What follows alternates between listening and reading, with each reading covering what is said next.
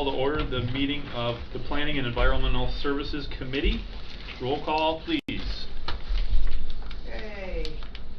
Mr. Morse. Here. Mr. Walker. Here. Mr. Christians. Here. Mr. Erickson. Here. Mr. Biggs. Here. Mr. Hardy. Here. Ms. Mayette. Here. Okay. You have quorum. Can I entertain a motion to approve the minutes from the August 25th meeting? I'll make a motion to approve the minutes. Thank you, Mr. Beggs. A second? Second, Christians. Second by Christians. Any conversation? All in favor say aye. Aye. Aye. Opposed the same. Motion passes. Any changes to the agenda? I do have one myself. I would like to add a line in there to revisit again on a monthly basis our strategic plan document and continue moving forward with what we set out to do. Any other changes?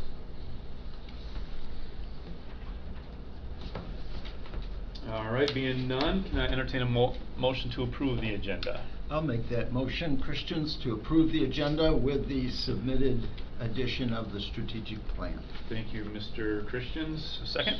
Support Erickson. Thank you, Mr. Erickson. Any conversation? All in favor say aye. Aye. Opposed the same. Motion carries. Public comment for the Planning and Environmental Services Committee. All right. Being none, Ms. Knoll would like to invite you up for your report for the Conservation District. Thank you. It's really nice to see a new face. I'm Susie Knoll with the Conservation District. Okay, so thanks for the opportunity to provide an annual report. This is the end of our fiscal year, and we start over, of course, here now October 1. So it's good timing, and as most of you know, we are an organization, it's a local unit of government that promotes conservation and stewardship and the sustainable use of the natural resources here in Oceana County. And we do that through landowner assistance and education primarily, although we're looking to expand our services, which I'll talk about in a little bit. Okay, who's monitoring our... She's playing two roles. I'm trying. Stacy today too? Yeah. I'm trying. If I may say, our clerk is out for a few days. Oh, okay. And the office was closed for a couple days, so Tracy Byard, our county administrator, is playing the dual role today. Yep. So it's going to take a little work for all of us to make this happen. That's fine. We're in competent hands. It's just going to take a little bit of shuffling to get it done. No well, problem. thank you. You have more confidence in me than I do. Oh, look at that. Okay. There you go. Wonderful, thank you. Click through. Okay, our office is located on 72nd Avenue in Industrial Park Drive, right here just south of Hart and Shelby. And we are a local unit of state government. We often like to say that we operate like a nonprofit, though, more than a governmental organization, because we have to do a lot of our own fundraising. We've got 5 elected board members. We have 2 additional associate board members, and we have currently 5 staff in our office. And we have 3 grant-funded employees, okay? So the first grant we have is through the Michigan Department of Agriculture and Rural Development, and this person is hired to run our MEAP program. It's an acronym standing for the Michigan Agricultural Environmental Assurance Program. And Linda works with the farmers in our community to minimize any environmental impacts to the groundwater and surface water. This past year, she had 7 new verifications in the county, 11 that re-verified, which is something that happens every 5 years. So currently there are 158 verifications in the county on 86 farms. And I know we've always been right within the top 5 counties in the state with this many environmental verifications. Okay. Let's try again. Okay. We have another grant-funded position. His name is Adam Chandler. He's our conservation technician. And he works with our partner agency in our office, the USDA's Natural Resources Conservation Service. So we've got a federal employee in our office. His name is Mark. So Adam and Mark work very closely together with all of the farmers in Oceana County to implement conservation practices on their farm. And so this past year, we had over $700,000 directed to Oceana County farmers to do these practices. And this is all through the Farm Bill program. Okay, and then we've got another grant from the Michigan Department of Ag and Rural Development, and that is our Forestry Assistance Program. We have a forester in our office. His name is Rod Denning, and his primary role is to help private landowners better manage their forests. In this past year, he's assisted almost 200 landowners, provided 148 site visits on 8,000 acres. And I have to say, he doesn't just cover Oceana County, he also covers Muskegon and Newaygo as well. All right, and then we help people enroll into the Qualified Forest Program. It's a tax incentive program, and it helps better manage. It's required of them to have a management plan for their forest. And then he's also here to assess any threat of forest pests and diseases in our county, which currently are oak wilt, hemlock woolly adelgid, gypsy moths are better this year, but should be even better next year. So.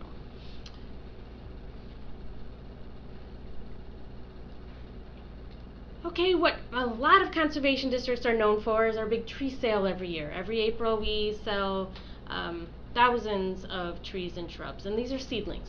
And these are for, reforestation efforts, also windbreaks for farmers, anybody trying to plant large-scale trees and forests.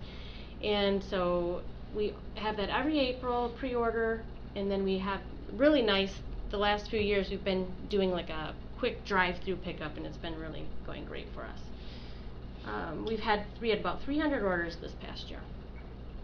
And then another part of our programs and services is providing habitat restoration services. The board chair, Eric Harregers, is the chairman of our board. He's very mechanically inclined and a farmer here in the county. He is our go-to person for doing all the installations, all of our installations by seed, at least. Okay, so last year we planted 18 acres of pollinator habitat. We also sold enough dune grass to cover about 2 acres of dune habitat. Now this was down. Last year we planted 100 acres of pollinator habitat, so it was kind of a low year for us. Now it will go back up again next year, I'm pretty sure. And there are cost share funds through the USDA to put in, to convert farmland, agricultural land, to pollinator habitat, monarch and pheasant habitat in particular. There's a lot of funds for. So Ms. Knoll, yes. Those acreage, is that public land or is that private land? Private land. Okay, so people say, hey, come and. Yep, and they get Okay. cost share funds through our office Okay. to make it happen. Gotcha. Yes. But some people can call on their own and say, I just want to pay for it out of my pocket. Mhm. I'm trying to think if we've done any public seedings. I don't think we've done any on public land. Okay. We also provide some invasive species management in Oceana County. We work with a 7-county region. The fiduciary of this particular management area is in Ottawa County, and we work very closely with Ottawa and Muskegon conservation districts to get invasive species managed in our county. So they are currently doing their field work, and I don't have the numbers. These are last year's numbers. Last year we treated 56 acres of terrestrial invasive species. That's like Phragmites and Japanese knotweed. Those are the 2 species that we're focusing on and targeting. Crews have been out to treat and survey for hemlock woolly adelgid, which is impacting our hemlocks along the lakeshore. So almost 5,000 trees were treated last year. And then we're also trying to manage this new aquatic invasive species called European froglet in the Pentwater Lake and Pentwater River. So there were 79 acres treated in the state game area last year. Okay. We have really grown our education outreach over the last couple years. It was 1.5 years ago that we launched a preschool program, and we've been having really great success with that program. And then we've also expanded our summer day camp program. But we have lots of programs for adults as well. The picture on the left is from our farm field day earlier, I guess it was last month. And then this is another picture on the right from a guided wildflower walk. Sorry, this isn't working so wonderful. Okay. And these are just a few pictures from we call it our Knee-High Naturalist program. It's a preschool program. 17 families were enrolled for our spring session. We currently have 12 families enrolled in this fall session, but it goes through the school year. So there'll be a fall, winter, and a spring session. We rely on the woods of Doolittle County Park and the pond at Gales Pond to host all of these programs. So we really appreciate having that pavilion out at Doolittle Park, and it's been great place for us to host these events. Our summer camp program also is held out. We have 3 summer camps. One is at the pond, and that's at Gales Pond. Another in the forest, and that's at Doolittle. And then another on the farm. And the last couple years we've been out at Bo Beer's Earthscape Farm, and that's been wonderful venue for that as well. And we have to cap it off. This year we capped it off at 24 kids per camp, but we have a waiting list, so it is a very popular program.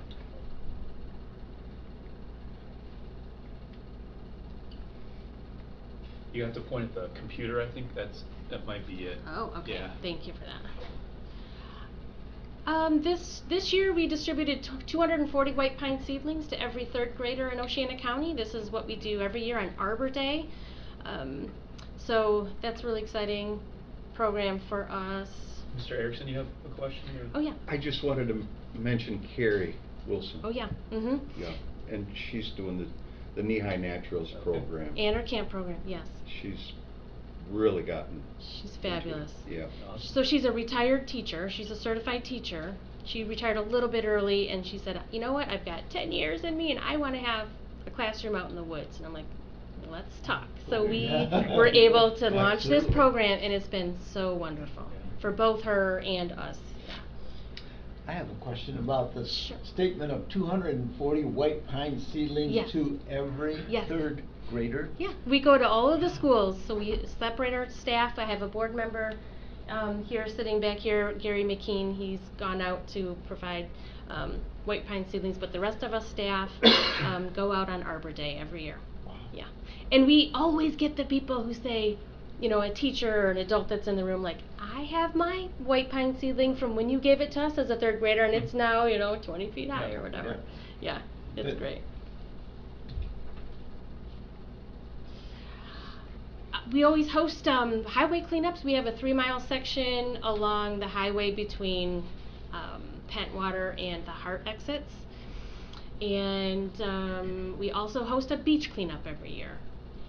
We're hoping to get more involved in some river monitoring, which has kind of dropped off now the last couple of years during COVID, but I'm hoping that we can re-enter that partnership with the White River Watershed Partnership.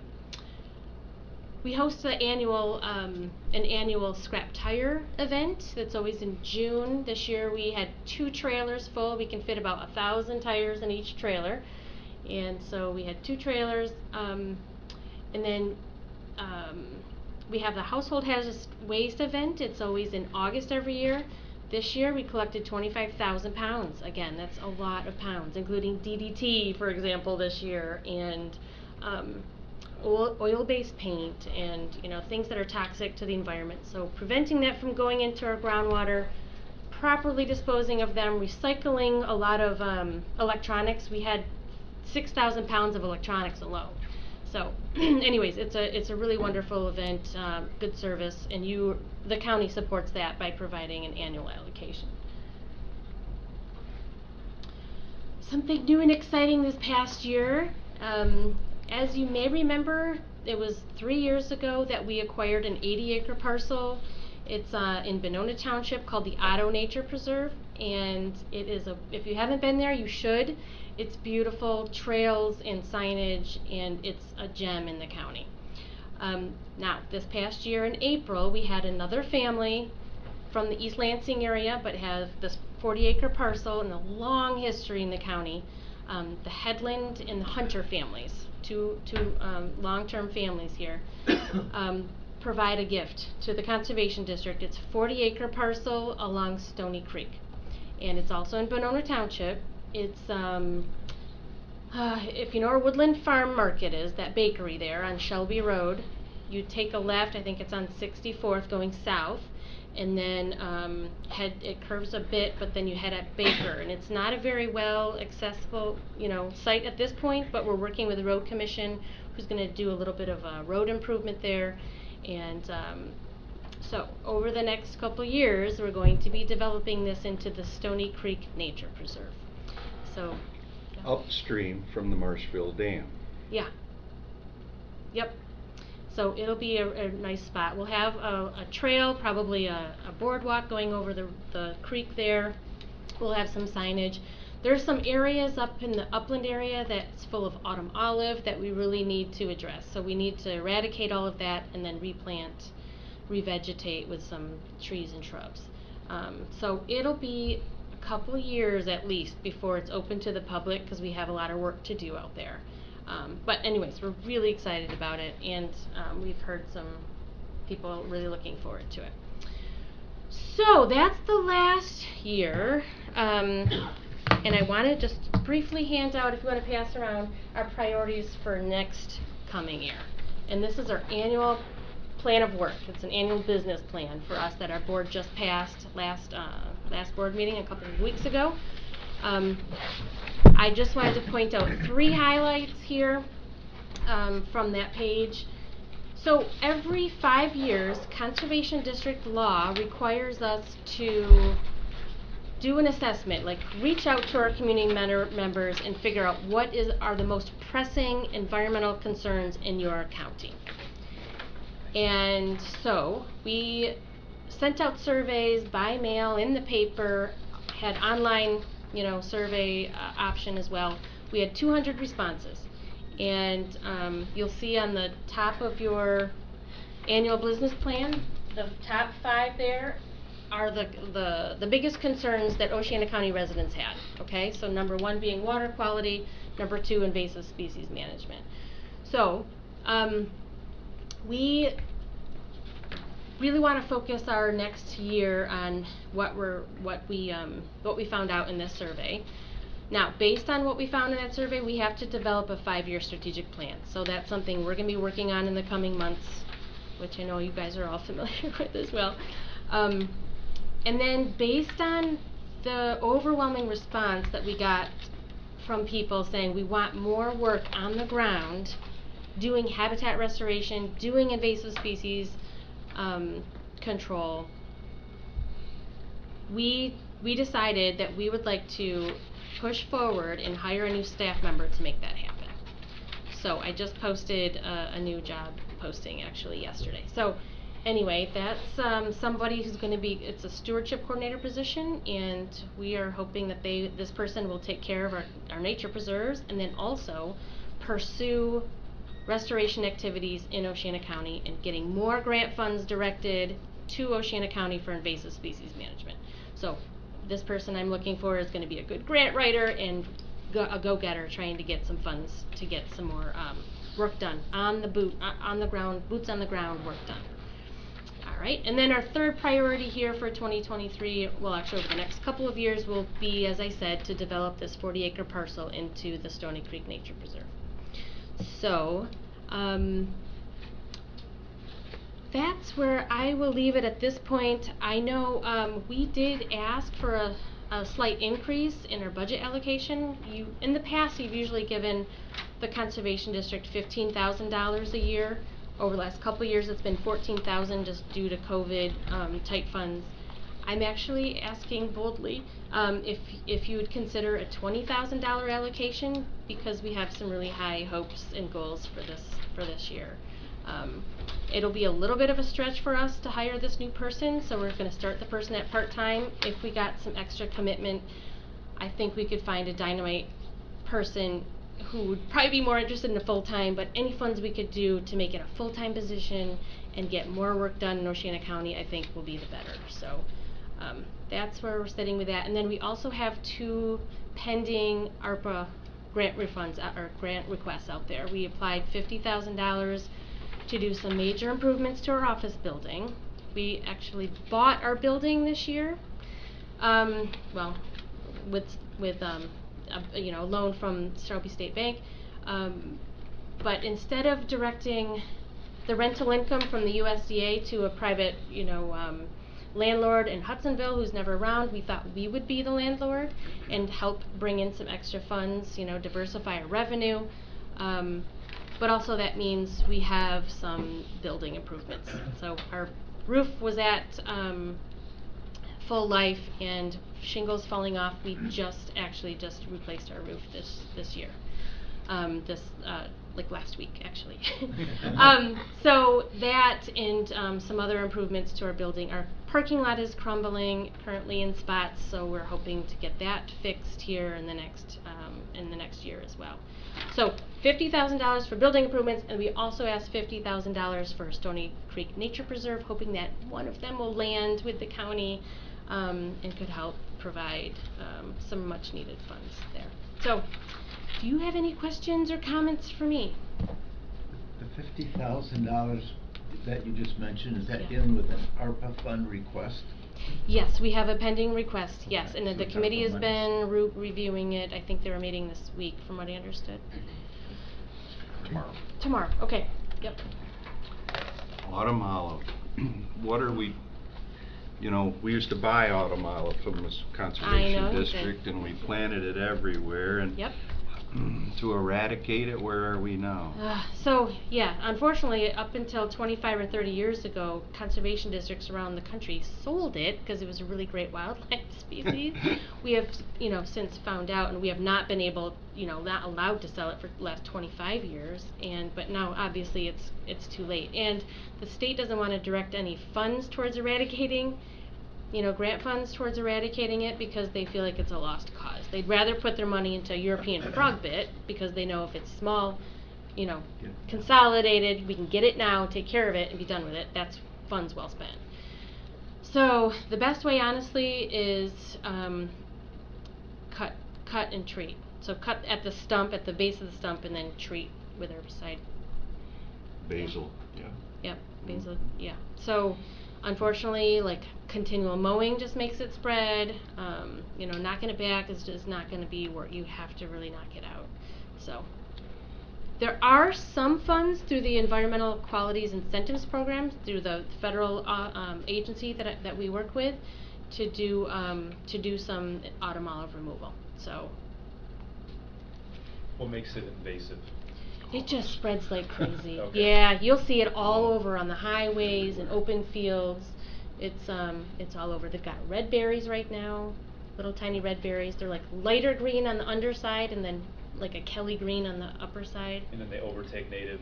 Yes, and they crowd out all of the other things that should be growing there instead. So, yeah. And the birds love it, you know, and they're doing a really successful job in spreading the plants. So, yeah. Susie, I noticed just recently that the extension office is no longer going to be doing soil samples. I heard that. And it was just in, and I understand why when you read the numbers. Is that anything that the Soil Conservation District offers? It doesn't, but maybe we could think about that possibility. I can maybe talk with the extension staff to say, what does this entail, you know? That wouldn't be a bad idea. I'm sure I can address it to Mr. Kelly later, where people are going to go for Right. at this time, you know, Yeah. what labs they go to for. Yeah. Any other questions for Ms. Knoll? Thank you for your presentation and your time. Okay, yes, thank you so much Great for the work that you guys do. opportunity. All right, Ms. Byard, consideration of a motion to approve the proposal from Recycling RRS for the completion of a materials management grant. Okay, so, Steve Brutch, when he was here, applied for a material management grant,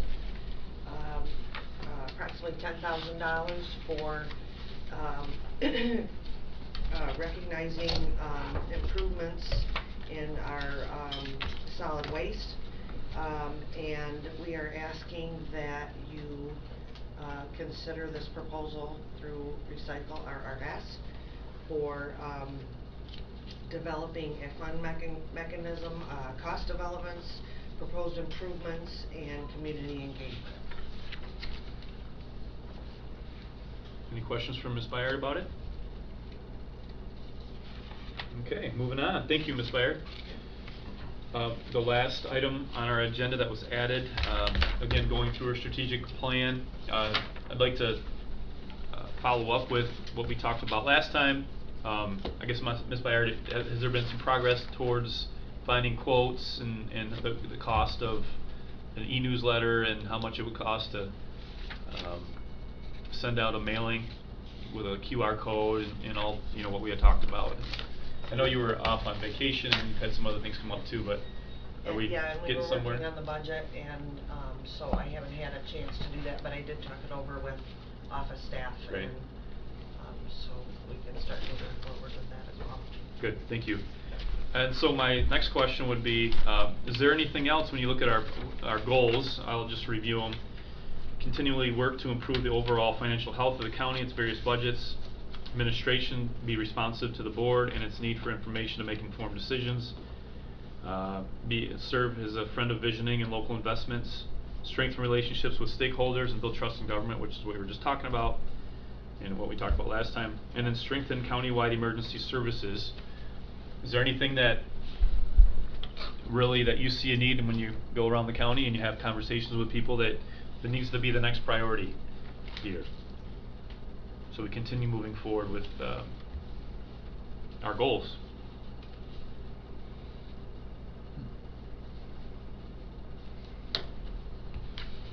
I don't have anything to as a need, but just one, you know, the last one she said there, strengthen our emergency services around the county. I think the hiring of our new emergency manager, Troy Maloney, he's been around for a little bit now, but I think we're seeing improvement in just teamwork there across the county between fire departments, law enforcement, and whatnot. And some of the improvements that we've made to help the sheriff's department, equipment-wise, just be more effective. So I think we've made some good progress in that area, just coming from the law and safety aspect that we're moving in a good direction there. So that's been a good emphasis. Yeah, good.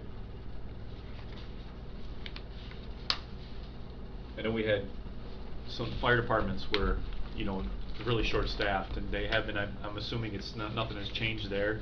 No, it's still pretty Pretty much the same.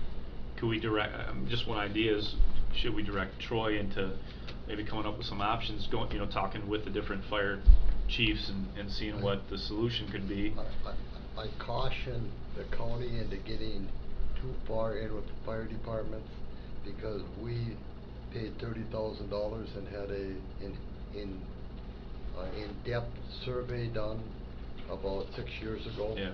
On the fire departments, and if we get involved too deep with the fire department, it's going to come with a very high financial cost. Well, the fire departments right now are governed by fire authority boards and they're not really a county. Right. They're a government service, but they're not a county service. So I'm all in favor of providing technical support and helping them when they have questions or they need things, but getting actually involved in the management, I would caution us not to get into that too deep. They stand alone. They have as Mr. Begg said, either a fire authority or a township board that they respond, answer to. Mr. Morris? Yeah, Mr. Harrison. But I do know that we need to work with them and try and facilitate recruitment. It's my understanding in Walkerville we went from 24 to 16. These are all volunteers. MFR has become a priority, and along with life and the problems that we're having staffing free buses, we really need to refocus again on the recruitment of Sorry about that. Tell her she can wait. I gotta put this on Do Not Disturb. But yeah, we're starting to experience this again. And our buses are also going to Mason County more again. Also, you know, I mean, if we really start taking a look at this, we're still light, especially on the east side of the county with our ambulance services.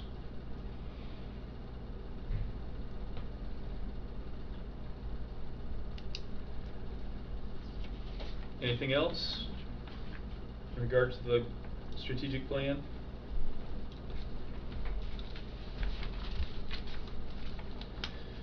All right. We'll move on to any reports from department heads regarding Planning and Environmental Services Committee. Did you have anybody in mind, Mrs. Bayard? No, this Okay. was, I believe Tim had asked for this to be Right. placed on all of the agendas. Okay. Yep. All right. Anything for this committee? Public comment again? Not quite yet. Oh, sorry. Okay. We'll move on to public comment. Sorry. Sorry. Good morning, James. Good morning, James. James Good morning. Kelly, MSU Extension District Director. Couple of quick thoughts to share. Firstly, appreciation for the Soil Conservation District. They are, of course, a very important partner to Extension across the state. I know we send a lot of calls to Rod locally and in our other counties in District 5 purely because we don't have a forester connected to Extension in this region, so he's a really great resource for us. I also want to give you, hot off the press, an invitation to an event that you may not have seen too much about. I think there's 5 of those, but part of our team is what's called Community Vitality and Local Governance. The City of Hart was able to benefit from a MEDC grant to do what's called a FIT assessment, First Impressions Tourism. So undercover, top secret, we had 5 folks from our team come into Hart in the middle of summer and spend some time in Hart to do a kind of a more in-depth evaluation of Hart through the eyes of a tourist. The highs, the lows, the opportunities, the threats, and the report from that visit, that presentation, is coming up in a month from now up at the research station. So I encourage you to put that on your calendar. It'll be fascinating to see what they do. They have done many of these all across the state, and in fact they're looking for additional funding from the MEDC to be able to capture more small towns to provide this service. So that's just a little information for you. And I will take a minute just to address the soil test piece. So we did release some public information about cancellation of that service. Caught us a little bit by surprise locally because that lab was run by the university whole, not by Extension specifically.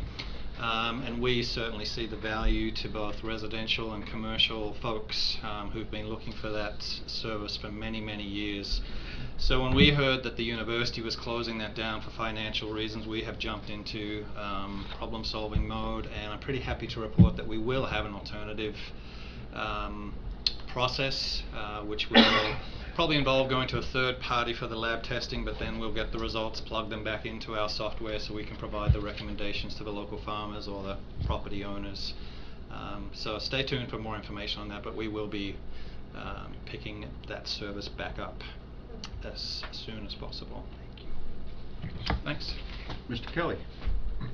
Sir. I would also like to address that FIT program. I serve with that, and I've been attending the meetings, and I believe there will be one in Allegan County that we'll be able to visit prior to them coming to Hart. But I believe we were one of 5 communities that were awarded this assessment by Michigan State. So it's a good opportunity to do the best we can to present Hart as best we can off the freeway to the tourism industry. That was the major impetus. And also, you know, as a kid taking soil samples for for Farm Bureau or one of the commercial agricultural companies, most of that probably will be done by them then. You know, Nutrient or one of the others will most likely do it for commercial accounts, but it's the people that aren't really commercially growing that would like to improve their soil will be looking for those tests. So Yeah. yeah. So we provide both, and it's true. Certainly, there's a lot of. We're not the only player in town in terms of the commercial testing, but there are some commercial accounts that still like to go through the university. So again, for us it's about providing options and maintaining a level of service that kind of makes sure everyone's needs are being met. So Thank you, Mr. Kelly. Thank Appreciate you. it. Thank you. All right, I will adjourn. Well, any other public comment? All right, I will adjourn the Planning and Environmental Services Committee. Meeting.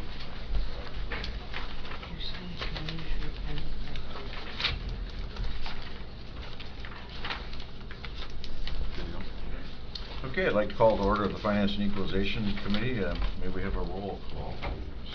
Okay, Mr. Hardy. Here. Mr. Morse. Here. Mr. Walker. Here. Mr. Christians. Here. Mr. Beggs. Here. Mr. Erickson. Here. Ms. Mia. Here.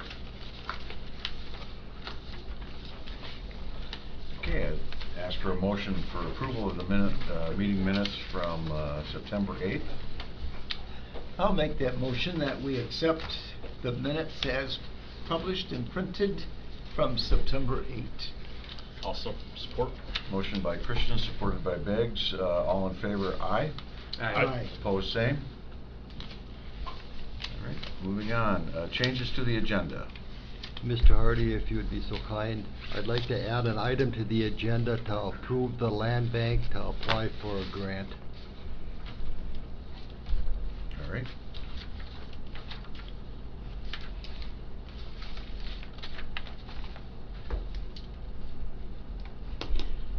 All right. We have a motion to approve the agenda as amended with adding the land bank grant. I'll make that motion. Christians? Motion by Christians, I'll second it, Morse. supported by Morris. All in favor, aye. Aye. Opposed, same. Motion carried. Any public comment at this point?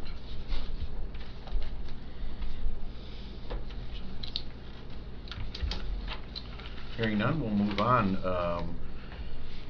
Kitty Toonstra, a Dogwood Community, review of the ARPA request for housing assessment. Good morning. Good morning. Thank you everybody for letting me come and speak with you this morning. Tracy invited me indicating that there had been some questions in reviewing our ARPA proposal.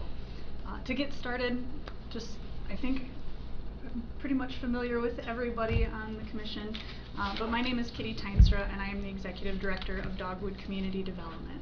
We are a local nonprofit that has been serving Oceana County, Western Michigan for over 35 years now.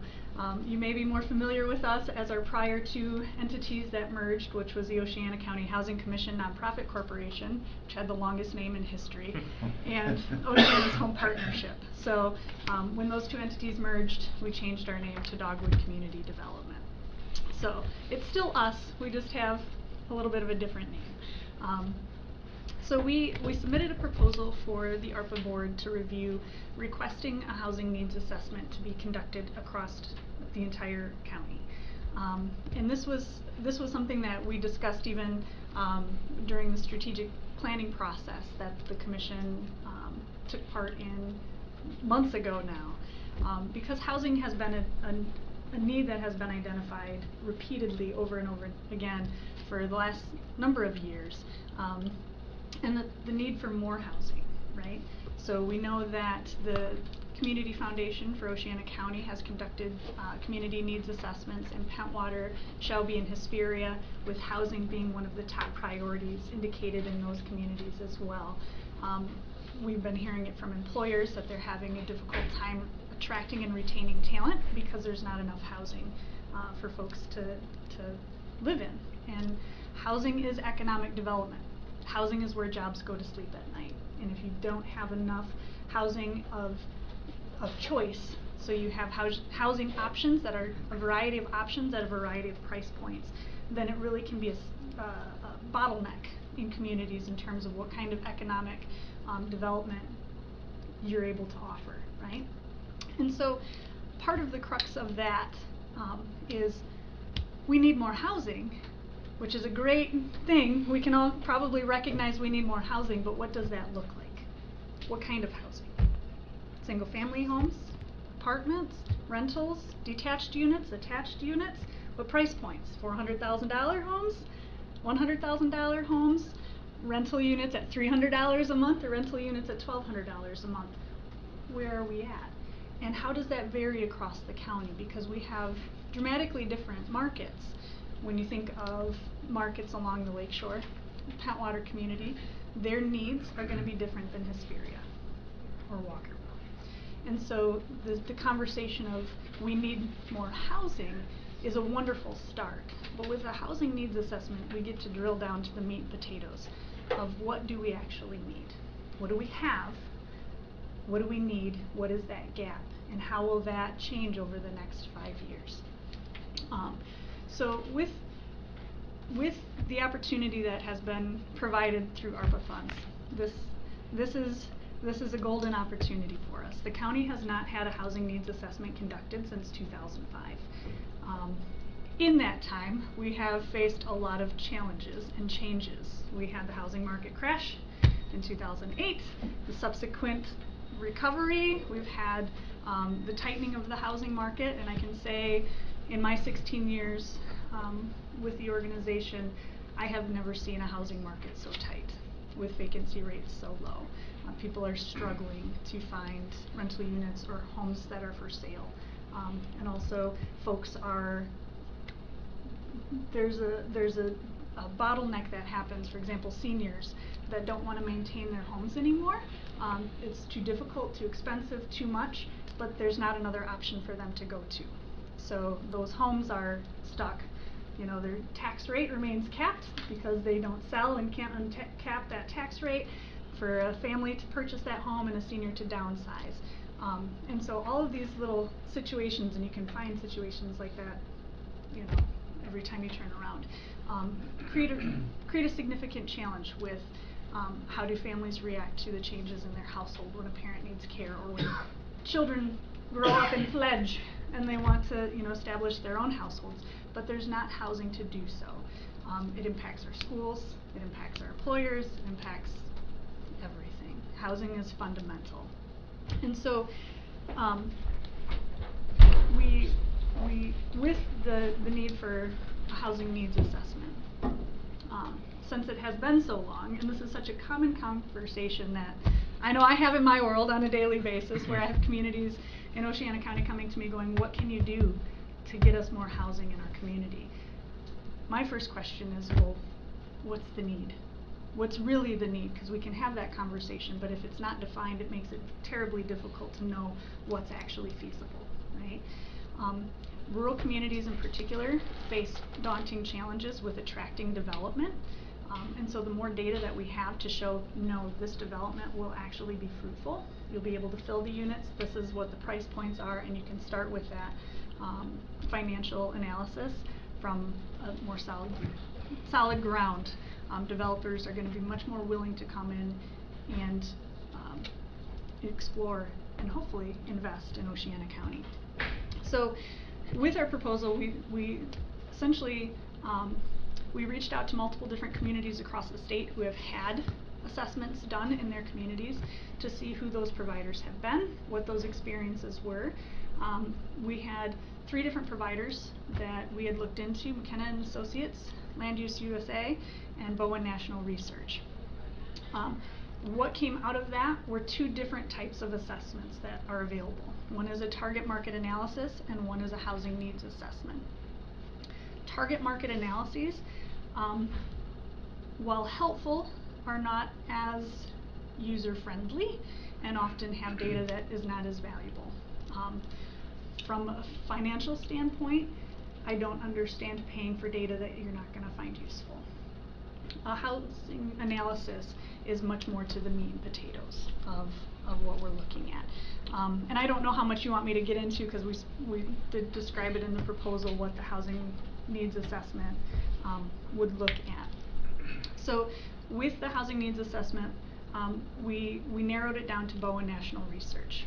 So they are an organization that provides housing needs assessments across the county, or across the country, excuse me, not the county, and have many years of experience. Mason County has recently determined that they are going to utilize Bowen National Research as well for their housing needs assessment, which will be about $45,000. And Muskegon County as well has also selected them for their housing needs assessment, and theirs is going to be about $40,000. So with that, is this making sense so far? Mhm. All right. Stop me if you have any questions or anything that you want to interject, because sometimes I can get a little carried away. I like talking about housing. So the housing needs assessment would be structured as a county-wide.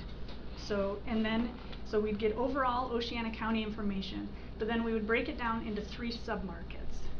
And those 3 submarkets are going to be north-south corridors, because there's basically 3 distinct markets in the county. The first corridor would be along the lakeshore. So we're getting, Pentwater, Benona, that lakeshore corridor.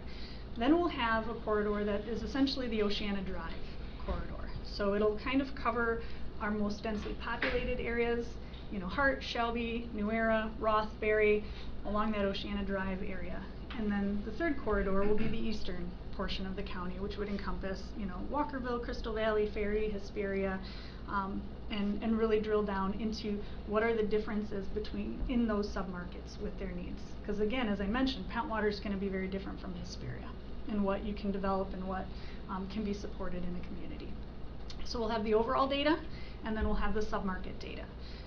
On top of that, we've reached out to townships and municipalities, other local jurisdictions, if they are interested in funding themselves a more direct community profile. And so far we have interest from Hart, Shelby, and Shelby Township to fund their own specific community profile. So that again will drill down even more.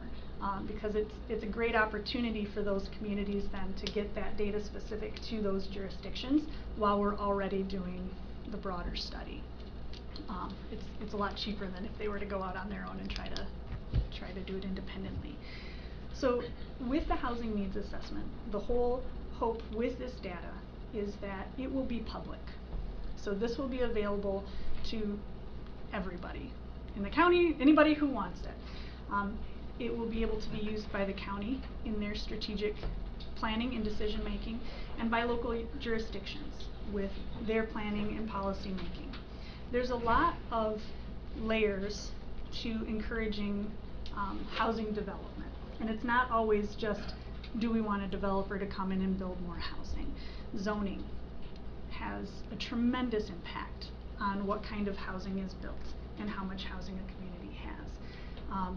And so by looking at things like minimum lot sizes, ordinances that allow or disallow accessory dwelling units, things that seem small in terms of our jurisdictional conversations, but actually have a broad reaching impact and really can inspire and spur a lot of private investment to increase that housing stock or improve housing stock.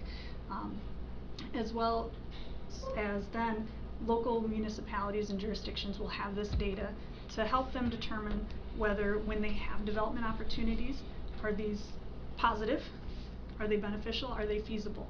So especially when you have jurisdictions that are being asked to invest, maybe extend infrastructure to sites that housing development is going to happen, they will have data to know, does this proposal actually make sense? Do we have the need for this housing? Is this going to be a positive investment for our jurisdiction? And then from on down to the next level, developers, both large and small, would be looking at this information as well to support what communities they are looking at providing development opportunities in. When I say large and small, I mean large in terms of what we do. So as we are developing, for example, some of the multifamily housing that we've done in the last couple of years, this data would be incredibly helpful.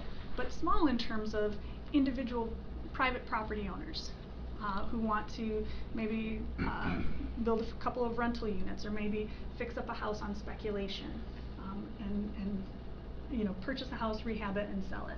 This will help them understand what that market is, and especially if they're starting into investing and becoming a small-scale real estate developer if they're wanting to develop multiple rental units. This information can help with financing, it can help with that business plan. So all around, data-driven decision-making is the bottom line that we want to have. We cannot plan for resolving the housing crisis if we don't know what the housing crisis looks like in Oceana. From that, then we also will learn what the recommendations are.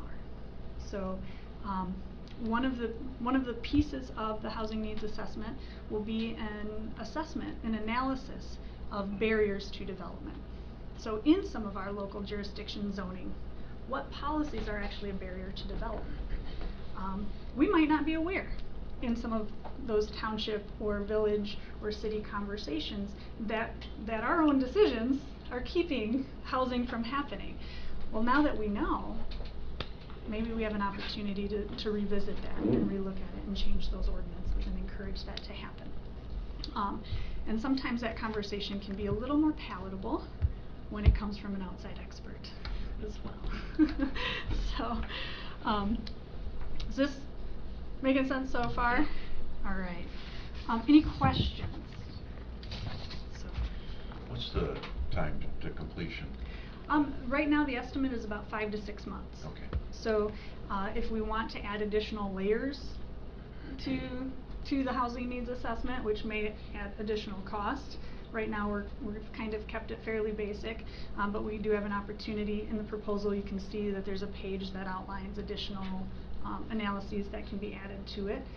That could add to the time, but about 5 to 6 months. Also, too, for instance, the City of Hart, if the City of Hart comes on board for a more concise study, is that information going to be available also? That would be up to the City of Hart, but I believe it would be generally in part because of they're kind of housing. piggybacking off the okay. Well, and the City of Hart is a great example. So the City of Hart released an RFP earlier in the summer for the Walker's building site, where they were hoping to have developer interest in developing commercial first floor space, potentially with residential above. And they, from my understanding, they got 0 responses to that RFP on a site downtown. By having a housing needs assessment that you could attach to it and then send out to developers. Number one, it's showing that there's a commitment by the community to support housing. That commitment means a lot. I've worked in a lot of communities that are very resistant to any kind of housing development. We want things just as they are. And when you have it in a strategic plan, when you have a housing needs assessment that's been supported by the county, it shows that, okay, we're open for conversation. And that's number one. If you're not open for conversation, it's not going to happen. But then the data from that housing needs assessment and that submarket corridor that encompasses Hart, let alone any specific drill down that the City of Hart has, a developer would look at that and go, oh, well, this says that I could support 10 units of rental housing or condo housing or any, attached housing in this style in this price point. I think I could make those numbers work. I'm suddenly much more interested than what I might have been at first glance. Mr. Hardy? Yes. May I? Please. Good morning, Kitty. Good morning, Mr. Kitty, when the organization comes in and does the assessment, are they doing that assessment strictly on the needs and the type of needs? I would hope that they're not ranking any community that we're going into and we're going to call this on a positive or a negative and it wouldn't be that open. But I would hope that nothing would come out that would be detrimental for one of our outlying communities, that this isn't a good place to develop in for, that's not what we're looking for, and I think it'd be embarrassing if that came out. That is a great question. From the housing needs assessments that I've reviewed from other communities, it's framed more as an opportunity rather than a deficit. So it'll talk about, the submarket has sufficient, single family detached rent or home ownership units or ownership units, from 250,000 to 350,000, but could support additional single-family detached ownership units from 150,000 to 250,000 in the number of 10 units per year for the next 5 years. So it quantifies where that gap is, and it's not framed as a, oh, they're lacking, but I mean, in a way it is, but it's not a negative in that the community is failing. It's talked about more in terms of what is the expected movership rates. You know, how is in-migration happening to the county? How is inter-migration happening within the county, where people are moving, and where economic development is happening and changing where people are living, and how is that impacting what housing stock is available and what is needed in order to support those anticipated movership rates. So it's not a, this community is doing a terrible job at maintaining the housing. As I say, it would be an overreach for us to go in the community and do that. Thank you for your response. Yeah. Mr. Hardy, Kitty, welcome. Thank you. We are so fortunate to have this knowledgeable person who lives in the Hart area, and the office is right here on State Street. So what a great resource of knowledge that you're bringing us. I want to talk a little bit more about how Mason County, Muskegon County, and possibly Oceana County are going on board with this Boeing, and how all inclusive their report.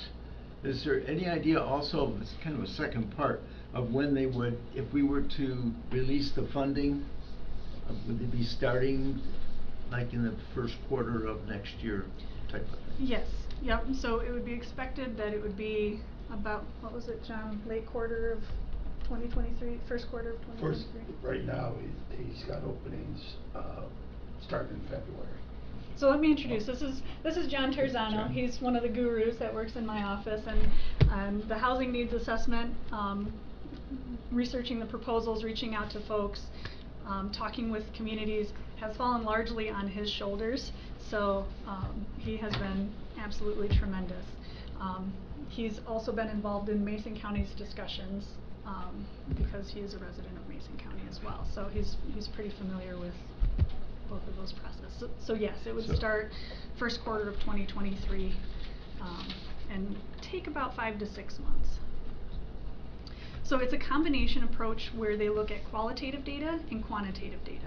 So very heavy on the quantitative data, where they're doing a lot of digging and a lot of research on types of units, quality of units, price points, vacancy rates, movership rates, demographics of the community, how that's impacted, and then projections on what that housing gap is going to be. But then they will also be conducting a lot of qualitative interviews and research with community stakeholders, so local jurisdictions and elected officials, as well as realtors, lenders, landlords, other property owners, community members, being part of those conversations about what is the need that you're seeing. So they do a survey of, for example, affordable housing units. They will look at conventional housing units and compare, and they will talk with those landlords, those entities, to also see about what are your vacancy rates, how full are your units, and so there's some coordinating that will happen on our end should these funds be approved, with helping this entity come in and talk with all of the parties that they need to talk with in order to gather the information necessary. So it's not just from a distance on the computer pulling data. There will be boots on the ground. Mr. Morris. Thank you. So as far as these other communities like Shelby Village Township and Hart, that they're part of this study. Mm-hmm. They're paying extra fee to get more in-depth information. Okay. Yeah. So which is great. I like the efficiency of that. Are other communities going to be notified that we're going to be doing this, that Dogwood is going to be doing this, assuming it passes, and so that they have an opportunity to join in as well? Yes, we've notified all of the local Okay. jurisdictions. Right. And I should note as well that Peterson Farms has committed to funding a farm worker housing study for the county. So even though it won't just be used by Peterson Farms, it will be available to everybody, but Okay. then that's an extra piece that can be drilled down onto. So we did reach out to other entities as well. you know, there was an opportunity for, you know, to drill down into senior housing, so we reached out to the Council on Aging to see if they might be interested in funding that portion of the study.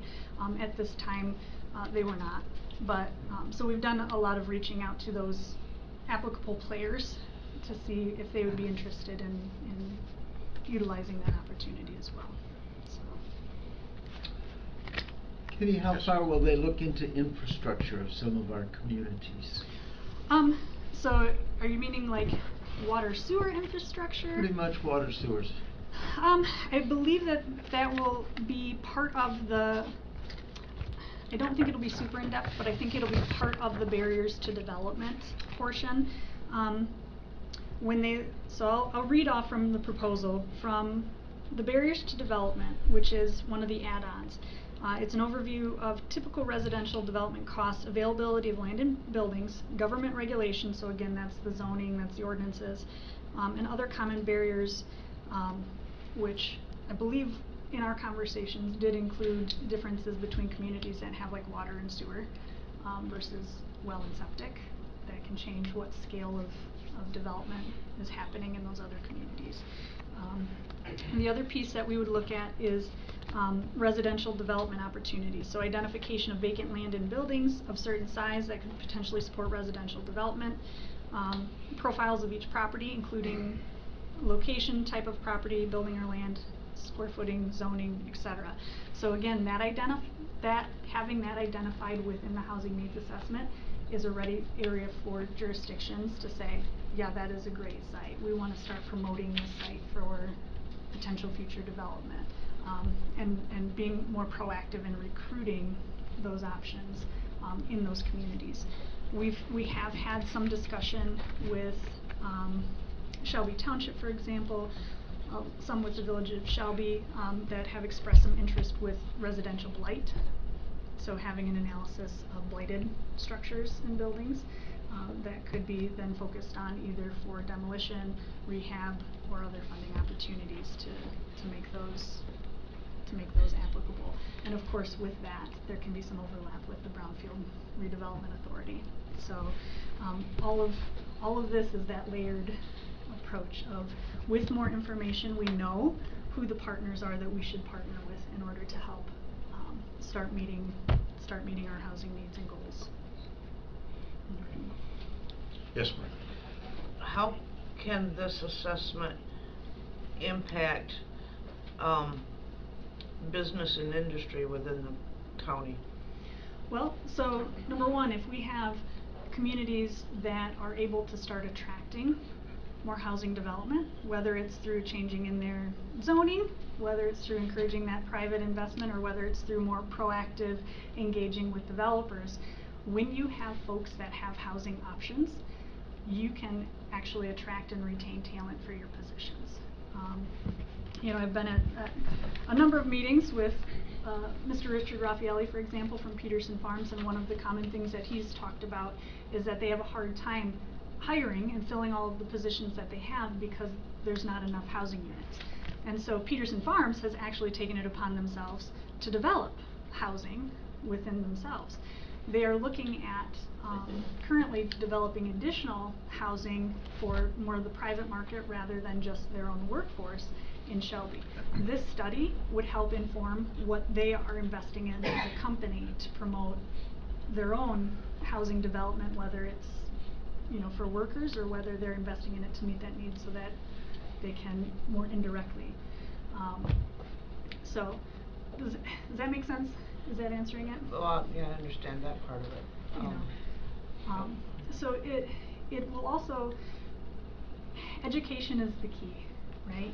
So if we know, for example, that we need, you know, a certain level of farm worker housing, because that'll be part of the study, but a certain level of, you know, say Walkerville needs it determines that we know that Walkerville needs X number of rental units, X number of single family units at this price point. Then we could potentially look at that and go, all right, what partners might be interested in partnering with this? Okay, maybe we need to talk with Arbor Farms and say, hey, would you be willing to invest knowing that this will benefit your organization by having housing options for your employees? And so it will enable public and private partnerships to happen in order to get created and meet the need. I think we're good. Anyone else? Thank you very much. Appreciate it, Kitty. And by all means, if you have other questions on this, you know, this is a conversation, you know, we're willing to explore, you know, if there's other priorities as you look at, you know, this page of the proposal where it lists, we call it the a la carte menu, what you can add on. If there's other things that from your perspective might be valuable, you know, absolutely let's talk about it. Our goal for this is to make sure that Oceana County is equipped with the tools to address the housing crisis that we're facing, and to have those tools and strategies be available for the next 5 years as we're responding to it. And so we want it to be as user-friendly and as applicable as possible, and be as good a steward with those funds as we can be. Just one thing.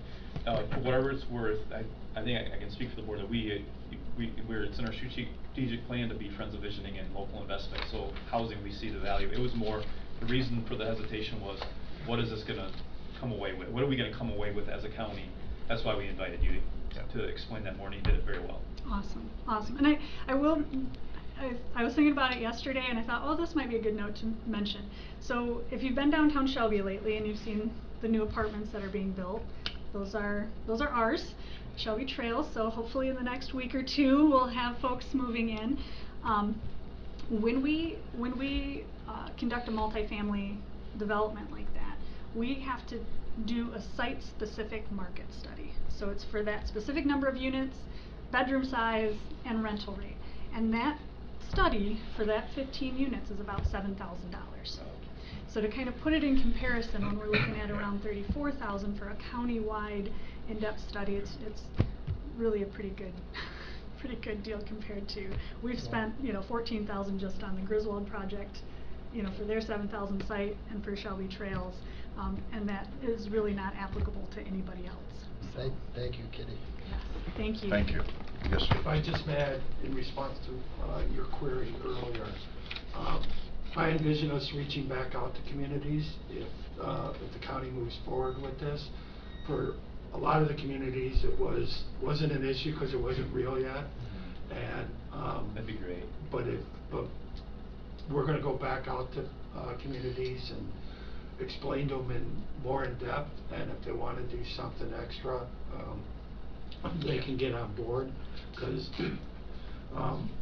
you know, the core proposal is set, but any of the a la carte issues that can be addressed can be added on before we finalize any contract. Yeah, thank you. I think that's a great idea. Yeah. To reach out again. appreciate it. All right, moving on. Treasurer Phillips. Good morning. Good morning. Good morning. This is a new report that you haven't seen in the past. General Property Tax Act had some changes made a few years ago, and I just want to start just by going through to make sure I'm covering the delinquent loan process. So the Treasurer's Office settles with the townships on March 1st. And through that settlement process, we're balancing to make sure that all funds are paid out and going to be received by the county. And then we purchase those delinquent taxes. The taxes, we bring all the taxing units whole. So all the townships are brought whole, all the county units are brought whole, and then the Treasurer's Office takes on the responsibility in collecting those taxes. The second year, March 1st, is when they enter into forfeiture status. So that year, being the second year of delinquency, a lot of notices are mailed out per statute to make sure that the taxpayers know that they do have delinquent taxes, and we got to get these paid. And then their fees are going to start getting added on, because then we're starting to spend money. So on March 1st, we add a $175 forfeiture fee, which pays for title work that has to be done and covers all of our other costs that we incur. We also charge $60 to the taxpayer, because then we have to file a forfeiture notice with the Register of Deeds. And then when they redeem the property and pay their taxes, then we file a redemption, which clears their title to their property. If they don't pay during that forfeiture year, then we foreclose on them on March 31st on the 3rd year. So then something new started. So with the Raffaelli case, taxpayers have the right to claim proceeds to the property that they lost. So when we go into foreclosure, we go to a public auction and sell that property. Townships and government units, the state can purchase that property prior to it going to auction. So you'll see some of those numbers coming through in this year that we're covering. And then the taxpayer has to file a claim by July 1st of that year to say, I want to claim those proceeds and I have a right to those proceeds from the tax sale. You might have a bank involved, you might have IRS involved, the state might have a lien on it. So the process is to make sure that everybody's covered, so you can't just go take out a mortgage and just decide not to pay your taxes and then get a windfall and not have to pay the bank back. So the act, there's a new section that was added, 78T, that addresses all of those concerns. So when a claim is filed, then there's additional mailings that we have to do to them, and then they go to circuit court the 4th year, and the circuit court judge will award them. They'll look and see if there's any other liens out there, and the judge is actually deciding what's going to be paid out, and then they put an order through to the treasurer's office to make sure we're paying these within a certain number of days, which I think is 21. And then, so we're in the 2nd year after foreclosure, then we record this report with State Treasury and with the Board of Commissioners. Any questions up to that point? Okay. So the first year that we're doing this is 2021. Or excuse me, 2020. 2021 was actually the first year where claims could be filed. 2020 was kind of like that orphan year when the General Property Tax Act was being changed. And so we did actually have a claim in Oceana County for a gentleman. His attorney filed February of this year, working with our attorney and looking at the General Property Tax Act. We decided just to pay out on the claim. So then we went to circuit court. There were no other liens, so he was able to receive, after all of our costs were collected, the proceeds from that sale. So we're going to see that in the report as well. So there were 19 parcels that were foreclosed upon in 2020. The minimum bid, so that's going to be your base tax, the admin fee, it's 4% to the county, interest that is accrued over all of those years. There's an October fee, there's a March fee, which is that $175 that I mentioned, a publication fee where we have to publish in a paper in December, so we got to recoup that cost, and so we charge them $50 for that. There's a personal site visit. We actually have people go out and knock on the door, make sure they are aware during that forfeiture process that their home is going to be sold to foreclosure if they don't pay their taxes. If they're not there, it's posted on their door. There's a forfeiture recording fee that we collect that first year, March 1st, and then the redemption recording fee. So we're made whole with any costs that we have with registered deeds. And then the foreclosure recording fee. If we actually foreclose, we file a foreclosure at the registered deeds. And then that's when the property goes into the Oceana County Treasurer's name. There could be other costs. We had where the Walkerville Bar had just fell down, you know, and it went 3 years and nobody cleaned it up. The Treasurer's office cleaned that up when we got it on foreclosure so that we could sell it. So there was no more debris left. We didn't recuperate those costs, so we're in the hole on that parcel. But that's where all this process comes in, that hopefully we get enough funds to bring us whole. So the minimum bids was about $37,000. There were 3 parcels that were actually purchased by local units. 2 of them were purchased by Pentwater Township, and 1 was purchased by this county. Board of Commissioners approved for the land bank to acquire a home We're in the process of fixing it up and hope to put it on the market here and get it sold. So then we've got some money in case property that didn't sell at a tax sale that nobody wanted usually is the property that nobody wants, and it requires cleanup or something. We don't have any funds for that. You guys allowed us to acquire this property so that we can sell it and get some working capital. So the sum of minimum bids on those public parcels that were purchased, about $5,600, and then we got about $5,600, so it's just basically a break even. 16 parcels went to the tax sale. The minimum bids for those parcels was about $31,000. They sold for $155,000.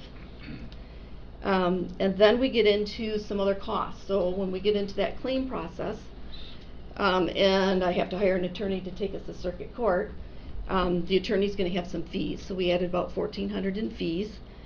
So that column is just a little bit higher than column 2. Then the next column is basically adding column 5 and columns 8. And so that's your total proceeds received from those 19 parcels. We had to pay out by circuit court order $21,197, and then the remaining proceeds is $102,000. So that money will stay in the foreclosure fund, basically help me clean up the Walkerville bar, and it brings the foreclosure fund whole in that sense. Any questions? Mary Lou, I'd just like to point something out to the board members who weren't here when you took office. When Mary Lou took office, she would borrow money to pay these taxes to the other units of government, and she has taken the money that she has received from the sales, and instead of declaring that a surplus money and putting it back in the general fund, she uses that money to pay all of the cost and all of the surplus, correct? Correct. So we're not borrowing money to make this work anymore. Yeah. We haven't had to. It didn't make sense to pay an attorney and to pay interest on loan cost, and just taking a look at our funds. We have a delinquent tax revolving fund, which is where we're purchasing those taxes. That has revenue of the administration fee and the interest that is being received. As we accumulate those funds, then we move it to another fund that is strictly used for buying delinquent taxes. So we keep rolling over those funds every 9 years, and then as everybody pays on those taxes, then we'll close out that 1 year, move it to the delinquent tax revolving fund. The foreclosure fund, it used to be that those were transferred into general fund. And that's one of the other changes that changed in the General Property Tax Act. That's no longer allowed to do that with the tax sale proceeds. However, what we're working on, and we're almost there, is the delinquent tax revolving funds. Eventually, the Michigan Association of County Treasurers is working with State Treasury to define what a surplus is. And so we're close to reaching that point. Oceana County is close to reaching to what they're proposing, and then eventually we'll be coming to you and saying this is what we've got in this fund and be able to declare a surplus. So we're getting there. And we did that with all of your help as well, allowing me to operate the way I thought was best fit for the county. Yeah. Yes, Mr. Morris. I'd just like to clarify for everybody that's in the room, the Raffaelli case that she was talking to has nothing to do with our Raffaelli, just so everybody knows. No. It had nothing to do with Richard Raffaelli. No, that's on the east side of the state where there's a court case where there was a property that was foreclosed upon, and it was like $8 that was left over that was unpaid. Unclear to me whether that was $8 when it came from the township, because that will happen, or if it was $8 where he paid a chunk on the delinquent taxes and missed maybe a month's worth of interest. I don't know. But it went to foreclosure, and property sold, and that's what started all of this. Okay, Very good. Thank you. all right. Thank you. Thank you. Thanks, Mary Lou.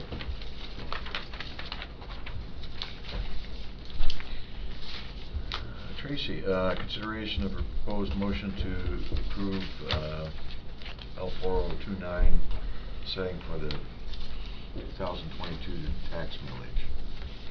So this is the L4029 form that needs to be approved by you, which would set the 2022 tax millage rate, and that form came from Ed Vandergreet.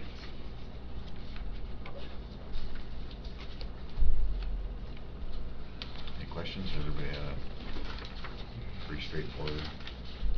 Have any of these rates changed from last year? I do believe the medical care facility rate that's set on there is the actual amount needed to cover that last payment. Okay, that'd be the refinance or the 2012 refi. The rates that we have that are on here, like for 911, except for the ones that are managed by the county board, like 911 sent us a letter that they said saying what they wanted their rate to be, and the medical care facility sends those out. The veterans, the ambulance, the county, you know, the other ones, and when we get into the budget process next week, I'll spend some time about a couple of these that we looked at between the administrator's office and myself. We looked at it in a very, very in-depth to see if there was any wiggle room or any motion on them. And Mr. Hardy was involved with the discussion on those also being finance, and we can discuss next week, but it's a recommendation. I'm only one board member. It's a recommendation that we adopt these as they're stated here, you know, for the time being. Thank you. Anyone else? All right, I'm sorry, moving on. Tracy, administrator review of selected claims for payment and administrator report. Land bank. Oh, I'm sorry. Back up here. Bill, let's see. Land bank grant?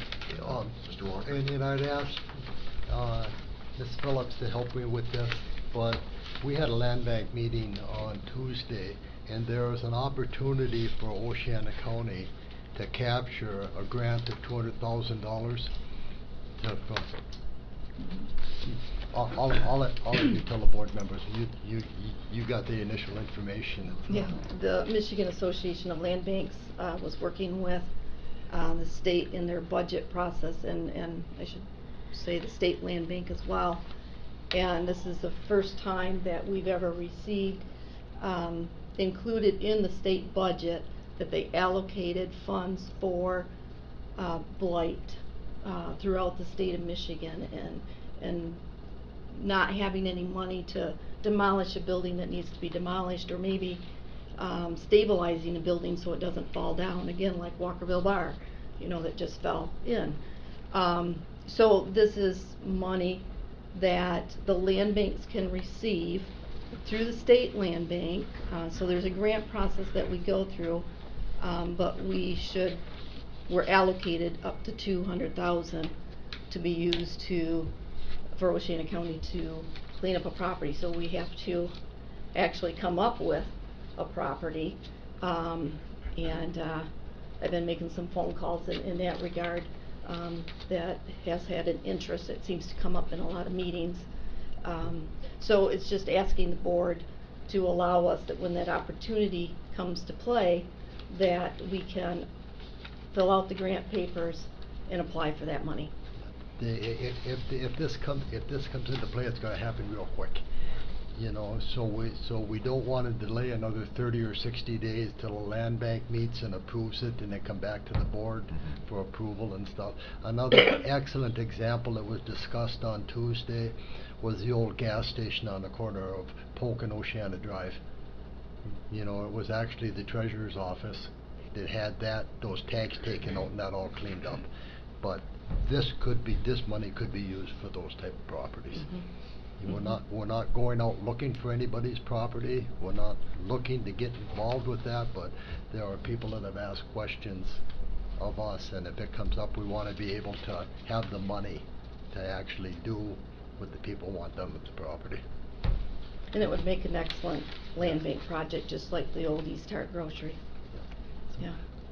Thank you for the help, Mary Lou. Thank you. I'd like to just make a comment, and you can have a seat. Yeah. I just want to read this portion. There's a kind of a question and answer here. The town, this would be the question. The township has a privately owned blighted structure we would like to have torn down, and the owner says, okay, what do we have to do to make it an eligible project? So again, this is a voluntary. Your county if your county has a land bank, they must be the entity that applies for the grant. Any property not owned by the land bank or governmental jurisdiction must have either a signed agreement with the owner to do the activity, demolish or stabilize, or a court order to do so.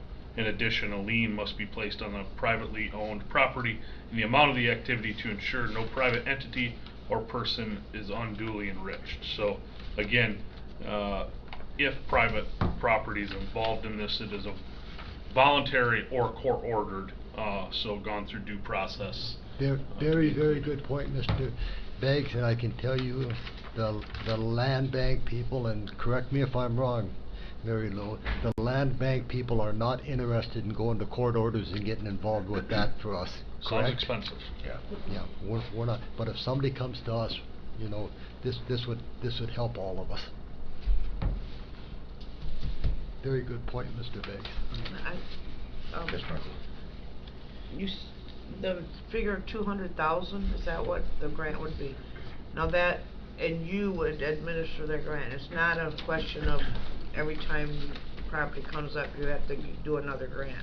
It's all encompassed in this one that you would have the jurisdiction over. I haven't gotten into the grant paperwork. It's quite thick, and I haven't had a chance to look at that. But yes, the land bank would be the ones acquiring that. Part of the grant process, I'm sure, is going to be what are the costs to make sure that you can say that this is going to cost us $200,000 to clean up, plus to be able to get that money. I don't think I can apply and not have a project. So they were saying early on, while we were waiting for the state to roll it out, is start thinking of projects that you might have in your communities.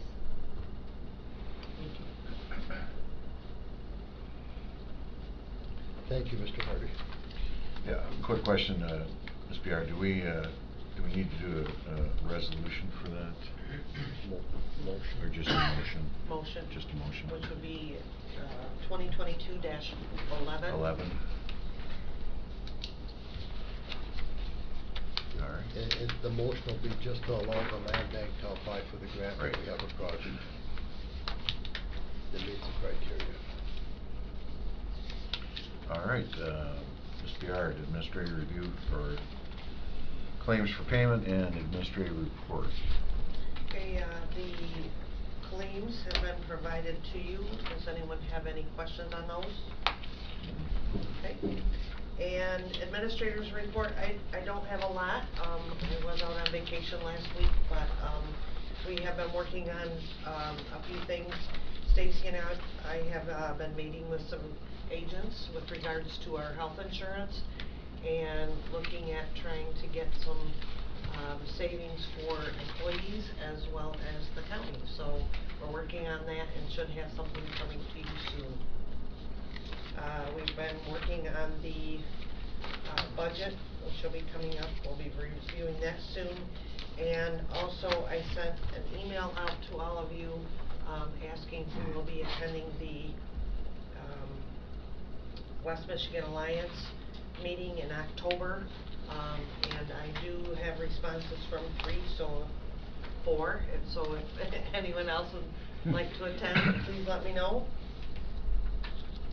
And that's all I have. Great. Any conversation from the department heads? Seeing none.